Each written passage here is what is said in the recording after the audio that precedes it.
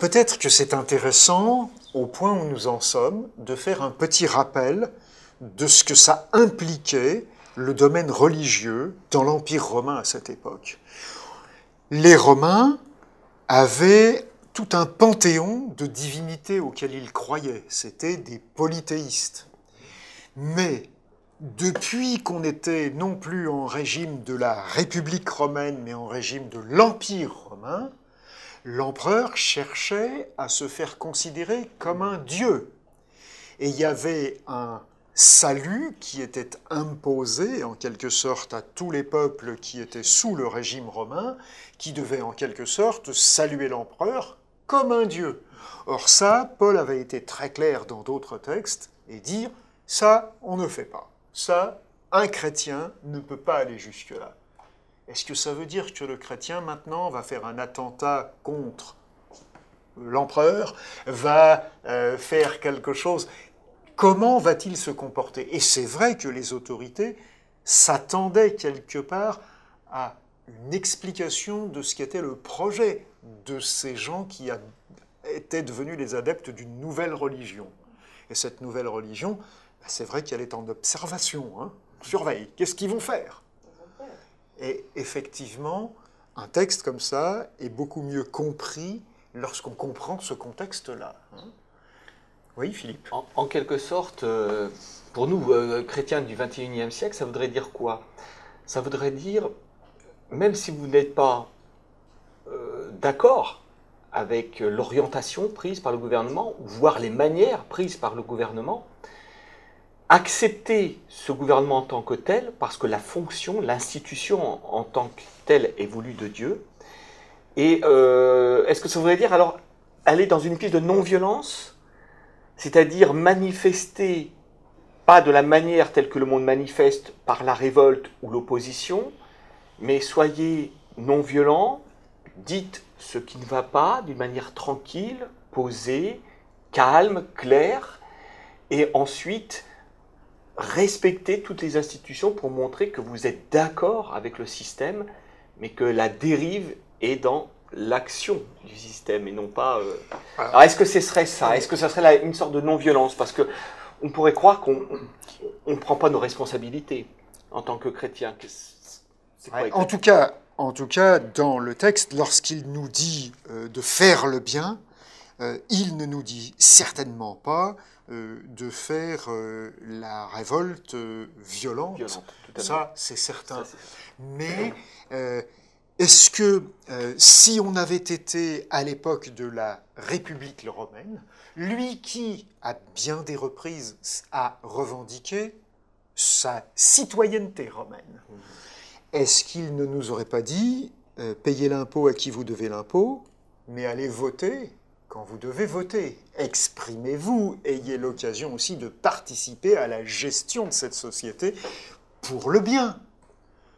Moi, en tout cas, ça me paraîtrait tout à fait cohérent avec ce qu'il est en train de dire.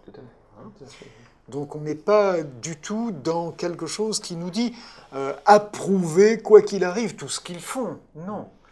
Mais attention, on n'est pas là d'abord pour se conduire d'une façon qui serait contraire à ce que l'Évangile nous a appris tout au long de cette lettre qui a été en détail. Daniel. Si on veut l'appliquer à notre époque, au XXIe siècle, ça veut dire que ne vous mettez pas en marge de la société.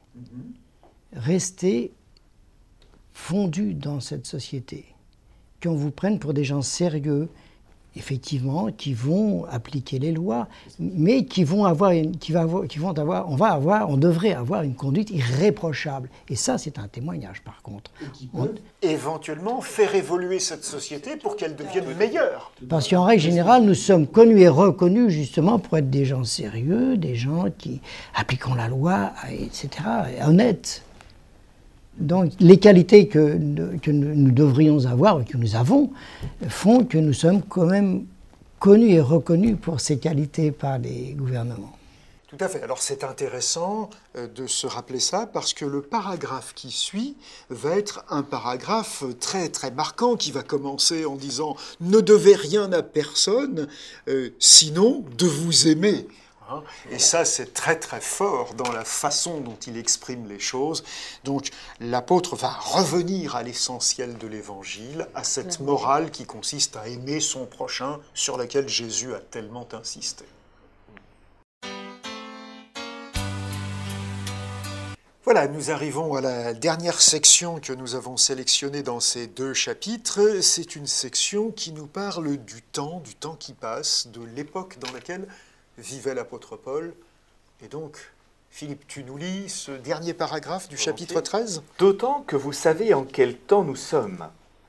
Voici l'heure de sortir de votre sommeil.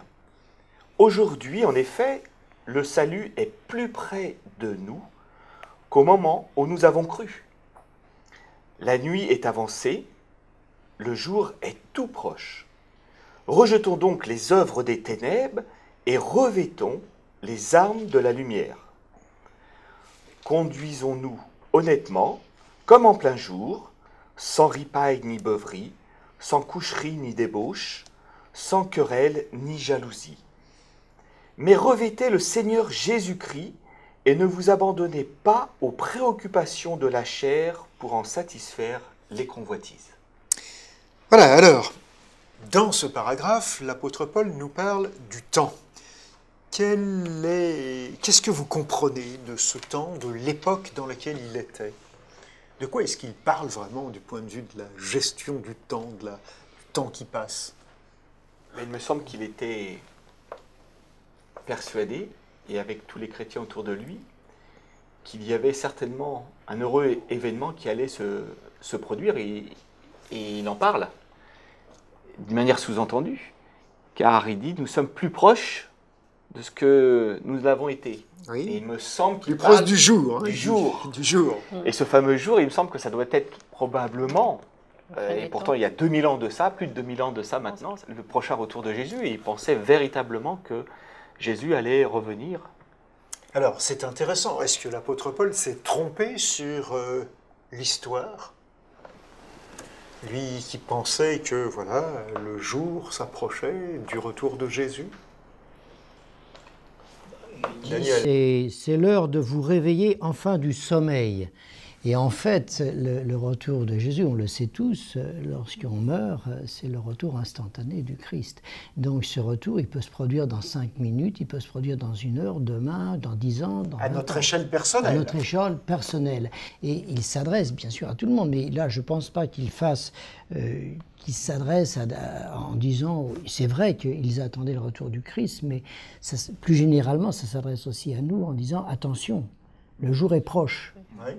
Alors, c'est intéressant de voir l'image qu'il emploie pour parler de cette approche du jour.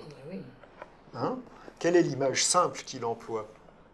Il parle de la nuit. Voilà, La nuit. Il parle du jour et de la nuit. La nuit est bientôt finie, le jour va se lever. Donc, La lumière. voilà, la lumière qui est proche. Et moi, je rejoignais un peu ce que disait Daniel concernant cette attente qui... Il est en train de nous dire, c'est pas quelque chose qui va arriver demain, préparez-vous dès à présent. L'espérance en Christ, c'est tout de suite. Parce que vous ne connaissez pas de quoi est fait demain. Donc soyez prêts maintenant. Pas comme l'équipe de foot Coupe du Monde qui n'a pas été prête au bon moment. Préparez-vous dès maintenant, n'attendez pas. Parce que la nuit finit. Donc soyez prêts en permanence. En permanence.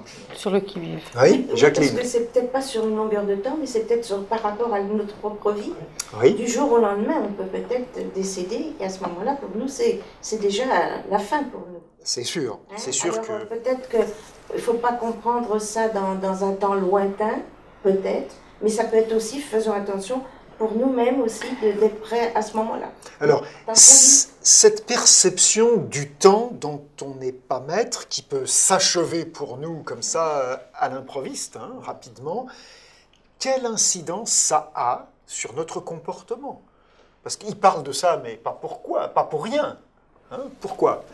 Il reprend à partir du verset 13. Menons une vie honnête. Voilà. Oui. Comme en plein jour. Dans la façon, comme en plein jour, c'est-à-dire ne nous cachons pas, évitons le trop manger, le trop boire. Soyons des gens tempérants, je veux dire, dans notre façon d'être, de nous conduire. C'est un peu, ça me rappelle ce que disait Daniel tout à l'heure en disant, ouais, il y a des caméras partout, si je suis filmé, ben, Ouais,